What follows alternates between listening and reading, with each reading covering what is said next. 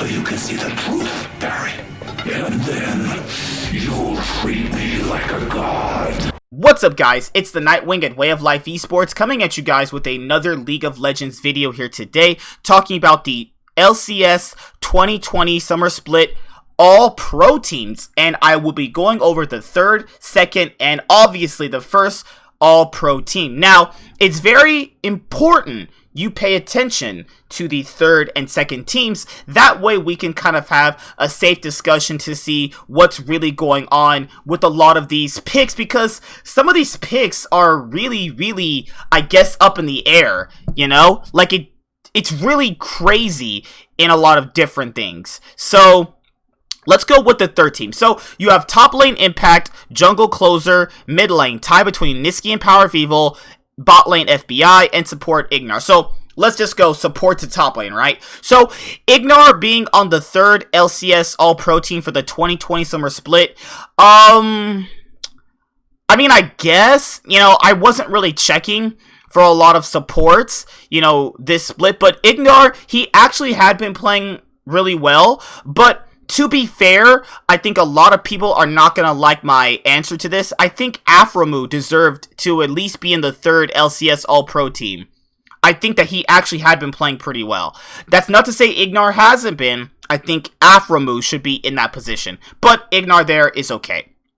I have been really noticing FBI all split long. FBI has been playing pretty well, all things considered, and to be fair, he is actually in a lot of people's conversations for one of the better ADCs in the league right now, and I'm really proud that he actually got this good. Now, whether or not that can be just a meta thing, or whether or not that's just him finally coming into the player he wants to be, I'm really proud of him, and it definitely shows that these Oceanic players that were memed on, because there were some pretty bad ones before him, it shows that they can be actually pretty good when they obviously put the time and practice in.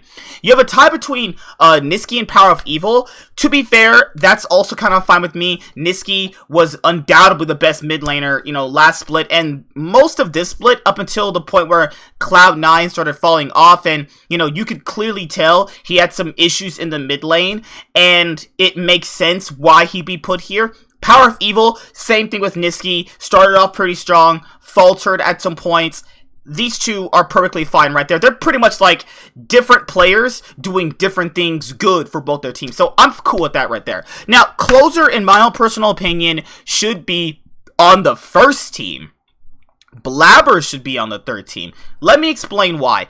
Closer has been one of the most impactful junglers in the league this split in particular, because the way he roams around the map, the way he actually plays towards his laners effectively at the right moments in time. Blabber is pretty good, I'm not gonna lie. As you guys know, people are gonna say, oh my god, you're a C9 fan. Why are you not riding for your jungler? Well, let me explain it to you. I am not a fanboy. I am a fan of my teams, obviously G2 Esports and Cloud9. But I'm not a fanboy where I have some of these players cocked so far down my throat that I can't see straight. That's not what I do around here. I look at things unbiasedly, and by looking at things unbiasedly, you can see things for what they are. I saw Closer playing better than Blabber, and I don't understand why he's that low. Like, that's just not fair whatsoever. He played much better, in my own personal opinion. Now, if I'm wrong, whatever, it's my opinion anyway. But I personally think he should be first place All-Pro team. There was clear-cut moments toward the later half of the split where Closer just played better than Blabber. Blabber was kind of falling off a cliff. Like, he couldn't even play Lee Sin properly at a certain point. Nor could he play Trundle good to a certain point. You know? It's not ragging on Blabber. This is just showing you guys Closer had been consistent all split long, where Blabber started off pretty good and then kind of tumbled toward the very end. So why is he this low, though? And I get it's votes, but that's kind of unfair. Impact being on the third team, top laners, I mean, the top laners in this region are usually like, well, normally it'd be Broken Blade in that position, but he had been playing pretty bad. Ruin been playing pretty bad. Huni stinks. You could argue Haunter. Haunter's been pretty solid overall. Solo, no, Solo's been, oh god, Solo's not that good. Other than that, Impact's fine there, ultimately. I think he's just perfectly okay. Alright, second team. You have Vulcan, I'll start there. So Vulcan, I think he's been playing pretty good overall. You know, he did have that fall a little bit toward the later half, like a lot of the C9 players did. So you could argue if you could put him lower. I actually personally think that you could throw Aphromoo in the conversation, where if you want to rotate Ignar into second all-pro team to put Aphromoo on the third team, I'm fine with that. It's not to say Vulcan has not been playing good. He definitely is one of the most impactful supports definitely in the league. So him being there, it's perfectly okay. You could argue other people because the support position does have some people that could easily contest it. Tactical. Remember all those fucking naysayers early on this, but oh yeah, Tactical's not gonna do well for TL because I love sucking off Doublelift because I'm a Doublelift fanboy and I put Doublelift's cock down my throat. Shut the fuck up. Let Tactical be his own player. Why can't Tactical be good? Because Tactical is good. People said, oh, TL's not going to do well because Doublelift's not there. I'm going to go follow Doublelift over to TSM. Well, you look stupid because they got first place in the split. And Tactical did play really well with Core JJ. And my boy Tactical deserves that second place spot. You could even argue he gets the first place spot. You could argue he gets the first place spot. I mean, he played really well. He played absolutely incredible. And, you know, there is some sort of bias when it comes to these things. And I know that. That's why I choose to do my grading unbiasedly. Looking at the Jensen point. Actually, I'm going to talk about the Jensen point separately, because that's going to tie into Bjergsen, where I want to, you know, openly say certain things. That's not to rag on any player. It's just to kind of show you certain narratives that don't make any sense when you actually, you know, think about it logically. So let's save Jensen and Bjergsen for later. Santorin also played better than Blabber. Let's be honest here. Santorin played better than Blabber and still got second place all-pro team. You have two junglers who clearly played better than him consistently all split long, yet they can't be in even contention for the first place all-pro team. Now, I understand the voting system's weird, because you have Blabber at 115 and Santorin at like 86. He lost by quite a bit of points, actually. Doesn't make sense, though. Like, it leads me to believe that some people are either trolling these votes, or they just don't want to vote for their enemy team to win. Someday, top lane, second all-pro team, that's fine. He normally is the very reason Hunter Thieves even stays relevant in the LCS, so I think he gets this by default most of the time. Not because he plays individually bad, it's just that you can clearly see he's the best player on his team, and he's trying to make an impact the best way he can. So let's go with the first place all-pro team, which brought in some controversy. Now, Licorice at, you know, the first place all-pro team, if you want to switch that with Someday, I'm perfectly fine with that, because he did play pretty badly toward the very end of the split. Not really insanely badly, just bad enough to the point where a player like Someday, who had been super consistent, doesn't get looked at, if you can understand what I'm saying. Okay, so then you have Blabber, and I've explained this before. I think Closer and Santorin were better. I think they need to be in that position overall. Bjergsen, I'm saving. I'll get to that in just a moment. Sven, you could throw FBI first place. You could throw Tactical first place.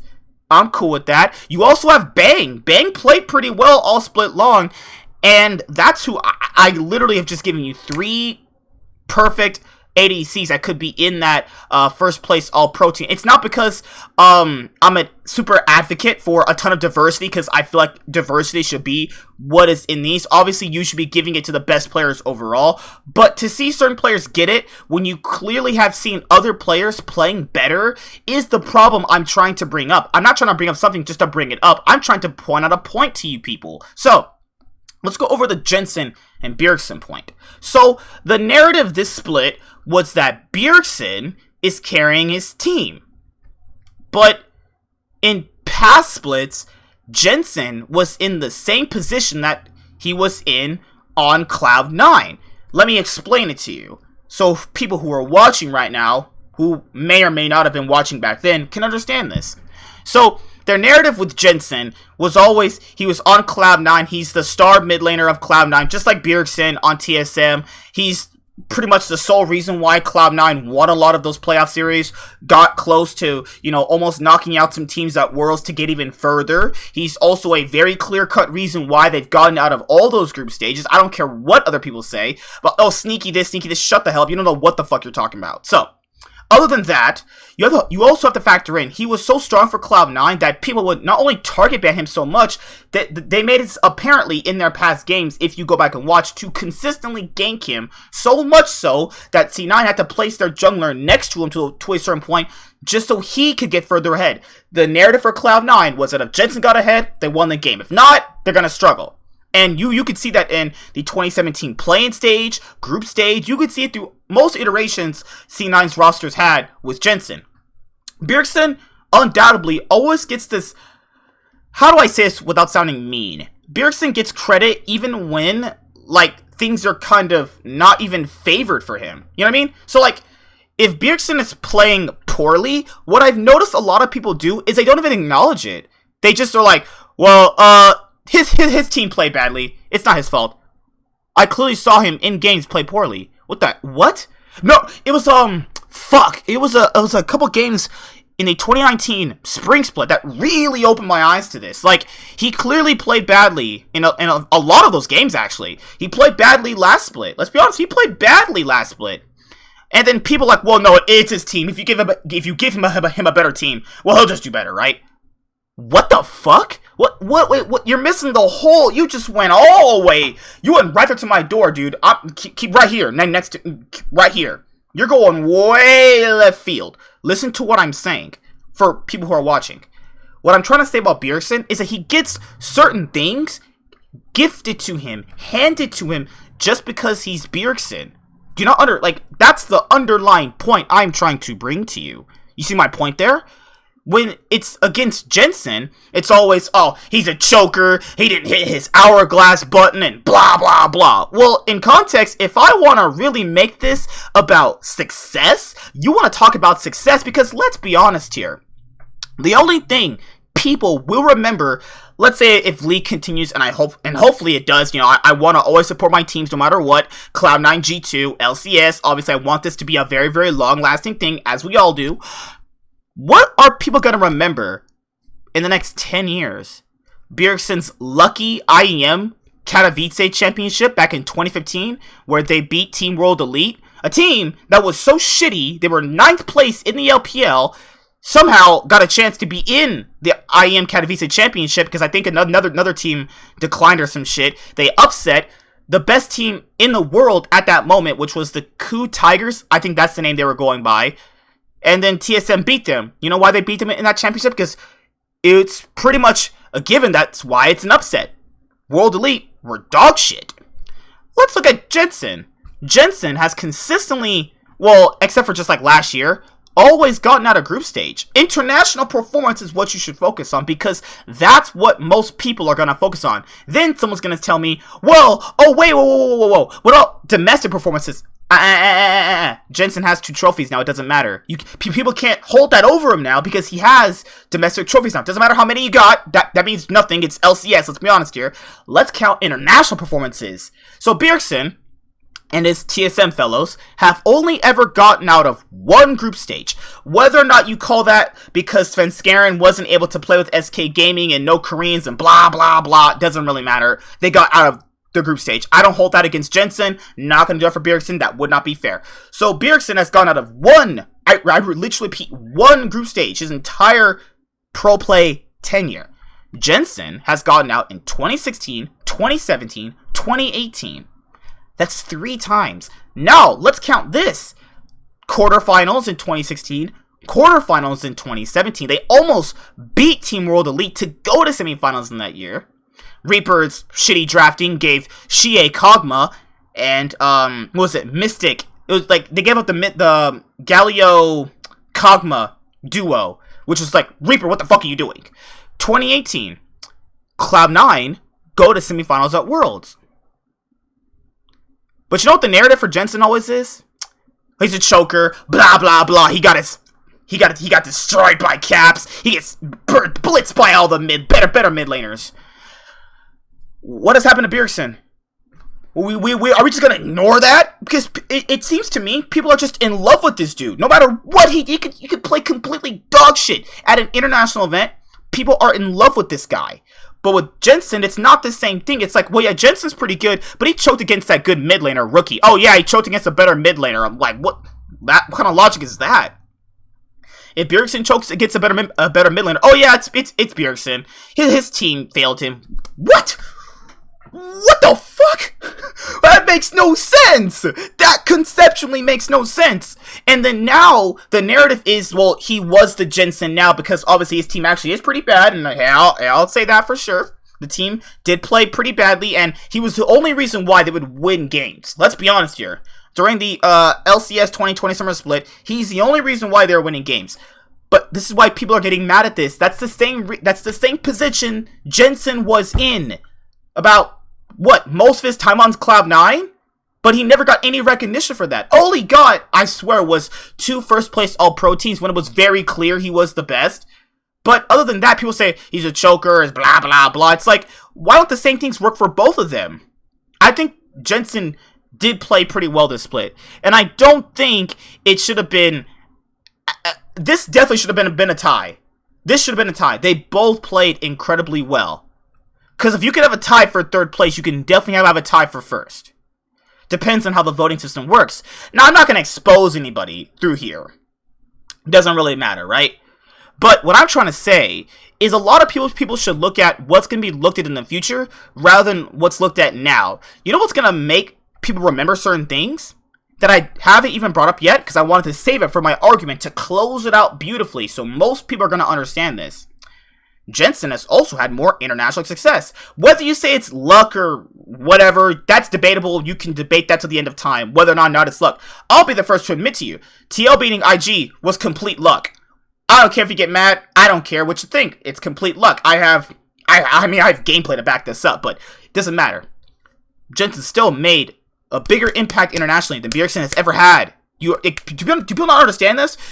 Does international performances just mean nothing now? How about we just don't do any more worlds, any more Messiahs, because none of it matters anyway? Because what the context of what I'm getting by a lot of people is that, well, it doesn't matter because you don't win. What the fuck are you talking about?